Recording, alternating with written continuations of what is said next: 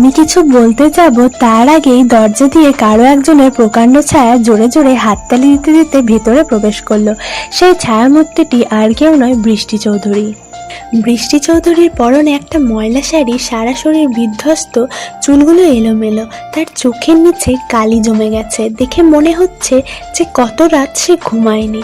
তাকে পা থেকে মাথা পর্যন্ত দেখার সময় হঠাৎ আমার চোখ আটকে গেল তার কোলে থাকা 5 মাসের একটা ফুটফুটে বাচ্চার উপর। বাচ্চাটা অদ্ভুতভাবে আমার দিকে তাকিয়ে আছে, যেন সে কত কাল থেকে আমাকে চেনে।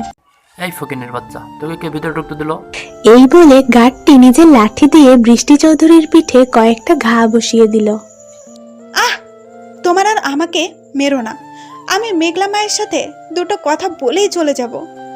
আজ আমার পাপের জন্য আমার ছেলেটা যে মৃত্যুর সাথে লড়াই করছে, আমার জন্য আজ এই নিষ্পাপ শিশুটা মা হারা হয়েছে। আল্লাহ আমার ক্ষণিকের সাজানো সংসারটাকে যে এক নিমিষে ভেঙে তছনছ করে দিয়েছে রে মা।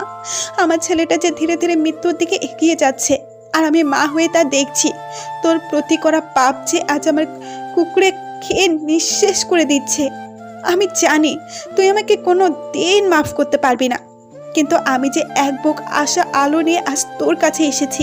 তুই যদি আজকে আমাকে ফিরিয়ে দিস, তাহলে আমার চোখের সামনে যে এই শিশুটার আগুনের জীবন যে শেষ হয়ে যাবে। আজ একটা অসহায় মা তোর কাছে নিজের ছেলের জীবনের ভিক্ষা চাইছে। কিরে মা, আমাকে ফিরিয়ে দিবি না তো? আমার নিজের অজান্তেই চোখ থেকে কয়েক ফোঁটা পানি গড়িয়ে পড়ল। কি হয়েছে আগুনের? আর এই বাচ্চাটাই বা কে? তাহলে কি এটা আগুন আর নিশিয়াপুর বাচ্চা? বুকে যেন অতীতের না পাওয়া যন্ত্রণাগুলো নাড়া দিয়ে উঠল। কেন বারবার অতীতকে পেরিয়ে আসতে চাইলেও এই ভয়ঙ্কর অতীত কিছুতেই আমার পিছু ছাড়ে না। কেন আল্লাহ? 2 পা পিছিয়ে গেলাম। আপনি কি বলতে চাচ্ছেন? আমার কাছে কেন এসেছেন? কি চাই আপনার? আপনাকে সবকিছু তো দিয়ে এসেছিলাম। আর আগুন কেমন আছে? আমার নিশিয়াপু কেমন আছে? অনেক সুখী আছে তো? অসহায় দৃষ্টিতে তাকিয়ে কথাগুলো বললাম। সব শেষ হয়ে গেছে রে মা। সেদিন আমার মিথ্যা নাটকের বিশ্বাস করে আগুন নিশিকে বিয়ে করেছিল, তাকে পূর্ণ স্ত্রীর মর্যাদাও দিয়েছিল। কিন্তু 3 মাস পর যখন আগুন জানতে পারে যে আমি মিথ্যা নাটক করেছিলাম, সেদিন থেকে আগুন একদম পাল্টে গেল। রোজ রোজ মদ খেয়ে বাড়িতে ফিরত, আর কোনো দিন তো ফিরতই না। কিছুদিন পর নিশির মা হবার খবরটাতেই একটু আশার আলো খুঁজে পাই। তখন ভাবি এবার আগুন হয়তো সব ভুলে নতুন করে জীবন শুরু করবে। কিন্তু তোর প্রতি ওর ভালোবাসা এতটাই গভীর ছিল যে বাবা হবার সংবাদ ওর কঠোর হৃদয় ছুঁতে পারেনি। দিনে দিনে আগুন আরো খেপতে শুরু করলো। ওর কাছে এই বাচ্চাটা শুধু একটা দায়িত্ব ছাড়া কিছুই ছিল না। ধীরে ধীরে ক্রমশ নেশায় আসক্ত হতে থাকে, আর তোর ছবি নিয়ে চিৎকার দিয়ে কান্না করত। ডাক্তার এটা বলেছে যদি আগুন খুব শীঘ্রই স্বাভাবিক জীবনে না ফিরতে পারে, তাহলে ওর মৃত্যু অবধারিত।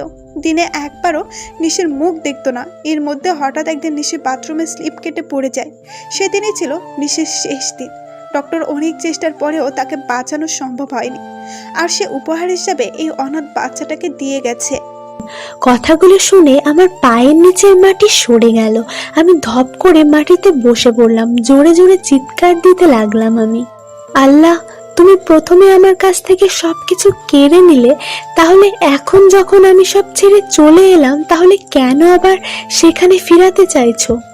সবাই অবাক দৃষ্টিতে আমার দিকে তাকিয়ে আছে, কিন্তু হঠাৎ কারো হাতের কোমল স্পর্শ অনুভব করলাম। কেউ একজন তার ছোট্ট ছোট্ট হাত দিয়ে আমার আঙুল ধরে আছে আর খিলখিলিয়ে হাসছে। আমি চোখের জল মুছে বাচ্চাটার দিকে তাকিয়ে আছি, কিন্তু অদ্ভুতভাবে বাচ্চাটি হয়তো তার মায়ের আশ্রয় চিনে নিয়েছে। আমি পরম যত্নে বাচ্চাটিকে কোলে নিলাম। আপনি এখান থেকে বেড়ে যান। আপনার যখন প্রয়োজন ছিল না, তখন তো এই মেয়েটার জীবন তছনছ করে দিয়েছেন, আর এখন যখন প্রয়োজন পড়েছে চলে এসেছেন। আপনি আর আপনার ছেলের এটাই প্রাপ্য ছিল। বেড়ে যান। কথাগুলো রাত চিৎকার দিয়ে বলল। হঠাৎ পিছন থেকে তুষার চৌধুরী পাগলের মতো হাসতে হাসতে আর জোরে জোরে তালি দিতে দিতে বলতে লাগলো, বলেছিলাম না এমন একদিন আসবে যেদিন তোমাকে এই জারজ পরিসরবিহীন মেয়েটার পাশে ভিক্ষা চাইতে হবে। কি আজ নিয়তি ঠিকই তোমাকে তার সামনাসামনি করলো।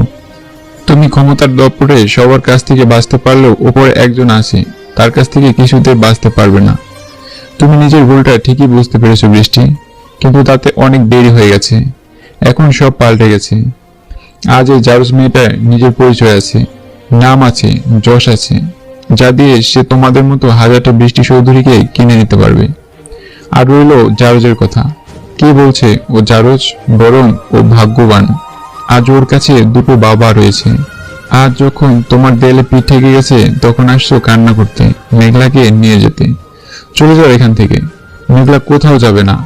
আজ আমার এতদিনের পরিশ্রম সফল হয়েছে। তুমি হেরে গেছো বৃষ্টি, আর আমি জিতে গেছি। ওগো, আমাকে এভাবে তাড়িয়ে দিও না। তুমি এত নিষ্ঠুর হইও না। যা শাস্তি দেবে আমাকে দাও, আমি সব মাথা পেতে সহ্য করে নেব।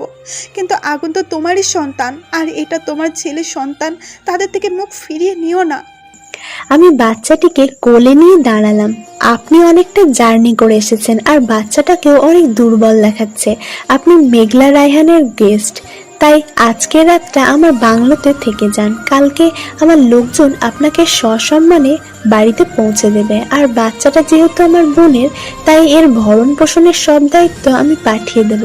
আপনার ছেলের জন্য নতুন কোনো মেয়ে দেখে বিয়ে দিয়ে দিয়েন বলেই সেখানে আর এক মুহূর্ত দেরি না করে গাড়ি নিয়ে বেরিয়ে পড়লাম। দেখেছো তো বৃষ্টি, মেয়েটার কোমল হৃদয়টাকে তুমি কতটা পাথর করে দিয়েছো। যে মেয়েটার আর কারো প্রতি কোনো অনুভূতি হয় না। একটা মানুষ কতটা কষ্ট পেলে হাসতে ভুলে যায়, কাঁদতে ভুলে যায়। মেঘলা তার জলজান্ত প্রমাণ। আমি গেস্ট হাউসে ছাদের অন্ধকারে চিৎকার দিয়ে কান্না করছি। আজ যে দু চোখেরা আর বাধা মানছে না। আজ 2 বছর পর আবার আমি কান্না করছি। আল্লাহ, আমি যার জন্য সবকিছু ত্যাগ করলাম সে স্বার্থপরের মতো সব বাঁধন ছেড়ে না ফেরার দেশে চলে গেছে। আল্লাহ, কেন বারবার যার কাছ থেকে পালাতে চাচ্ছি তুমি বারবার আমাকে তার মুখোমুখি করছো। আমি যে তার জীবনে আর ফিরতে চাই না, কিন্তু কেন বারবার একই পথে নিয়ে যাচ্ছ? রাত 3টায় বাড়িতে ফিরলাম। সিঁড়ি দিয়ে নিজের রুমে যাচ্ছিলাম, তখন কানে কারো কান্নার শব্দ এলো। দ্রুত সেদিকে রুমে গিয়ে ঢুকে দেখলাম বাচ্চাটি প্রচন্ড জোরে জোরে কান্না করছে। কিন্তু হাজার চেষ্টা করার পরেও বৃষ্টি চৌধুরী কিছুতেই ওকে থামাতে পারছে না। আমি রুমে প্রবেশ করে বাচ্চাটিকে আমার কোলে নিলাম। সাথে সাথে অদ্ভুতভাবে বাচ্চাটি কান্না থামিয়ে দিল, তারপর মুচকি হেসে আমার কোলেই ঘুমিয়ে পড়লো। আমি তাকে শুইয়ে দিতে চাইলে বৃষ্টি চৌধুরী বলে উঠল, বাচ্চাটাকে আজকে রাতের এই কয়টা ঘন্টা তোর কাছে রেখে দে না মা। এতে যদি ও একটু হলেও মায়ের পরশ পেতে পারে। আমি কিছু না বলে বাচ্চাটিকে নিয়ে আমার রুমে চলে এলাম। আগুনের ছবিটা চোখের সামনে ধরে আছি। নিজের অজান্তে চোখ দিয়ে কয়েক ফোঁটা পানি গড়িয়ে পড়লো। হঠাৎ পাশে রাখা আমার ফোনটা বেজে উঠলো। এত রাতে কে ফোন করেছে দেখলাম বাবা। সাথে সাথে ফোনটা রিসিভ করলাম। ওপাশ থেকে জহির রায়হান অর্থাৎ আব্বু বলে উঠল, মারে তুই তাড়াতাড়ি দেশে ফিরে আয়। আগুন আজ ট্রাক অ্যাক্সিডেন্ট করেছে, আমরা সবাই হসপিটালে। আগুন মৃত্যুর সাথে লড়াই করছে। আগুন 30 তলা বিল্ডিং থেকে আত্মহত্যা করার জন্য লাফ দিয়েছে। আমি কোনো মতে তার হাতটা শক্ত করে ধরে ছাদে শুয়ে আছি। পরনের শার্টটার পিঠের ও হাতের অংশ ছিঁড়ে গিয়ে রেলিংয়ের সাথে ঘষা লাগার ফলে চামড়া ভেদ করে রক্ত ঝরছে, আর গালে 5 আঙুলের ছাপ স্পষ্ট বসে আছে। তবুও এক হাত দিয়ে ছাদের রেলিং ধরে অন্য হাত দিয়ে আগুনের হাতটা ধরে আছে। আগুন উন্মাদের মতো আমার হাতটা নিজের থেকে ছাড়ানোর চেষ্টা করছে। ছাড়ো মেঘপরি, আমার মতো প্রতারকের বেঁচে থাকার কোনো অধিকার নেই। আমি যে আর সহ্য করতে পারছি না, আমার হাত ছাড়ো। মৃত্যু মানুষের দুর্বলতা। আগুন, আর কে বলেছে যে আপনি মরে গেলে মুক্তি পেয়ে যাবেন? একটা ছোট্ট প্রাণ আপনার জীবনের সাথে জড়িত। আপনি কি চান আমার মতো তাকেও একদিন কেউ জারজ নামটা দিক?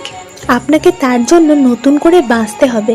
মেঘপরি রে, আমি যে তোকে ছাড়া একটা মুহূর্ত নিঃশ্বাস নিতে পারছি না। এর থেকে আমার মরে যাওয়া ভালো। মিথ্যা অভিনয় করে কতদিন থাকবো?